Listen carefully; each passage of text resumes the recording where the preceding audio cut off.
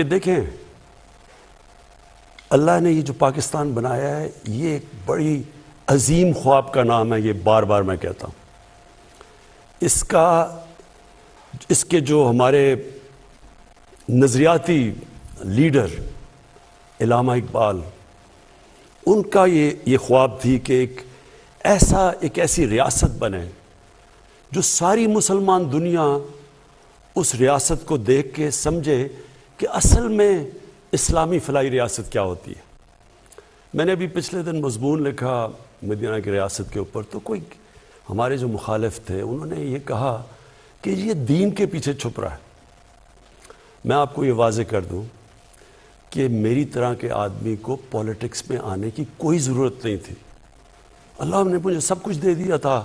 جب کرکٹ کے بعد، اور میرے پاس تو سب کچھ تھا، کسی چیز کی کمی نہیں تھی، اور کوئی اور پولیٹیشن اس کو کوئی جانتا نہیں تھا پولیٹکس سے پہلے، کسی کا کوئی نام نہیں تھا۔ تو میں تو آیا اس لیے تھا، اور جو 25 سال پہلے آپ ہمارا نظریہ دیکھیں تحریک انصاف کا، واضح طور پہ ہمارا گول لکھا ہوا ہے، ہمارا منشور، ہمارا نظریہ اسلامی فلاحی ریاست، جو کہ پاکستان کے آبجیکٹیو ریزولوشنز میں ہمارے جو پہلے فاؤنڈنگ فادرز تھے انہوں نے آبجیکٹیو ریزولوشن میں لکھا تھا اسلامی فلاحی ریاست، اور وہ مدینہ کی ریاست کے اوپر بیس ہے۔ تو لہٰذا یہ تو 25 سال سے میں ایک ہی چیز کہہ رہا ہوں، پیچھے سے اٹھا کے دیکھ لیں کوئی بھی،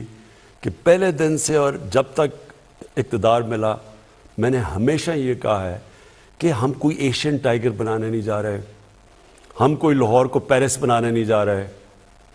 ہم تو اس ملک کو جس وجہ سے یہ ملک بنا تھا، جو ہندوستان کے مسلمانوں نے بھی پاکستان کو ووٹ دی تھی جبکہ پتہ تھا کہ انہوں نے پاکستان کا حصہ نہیں بننا،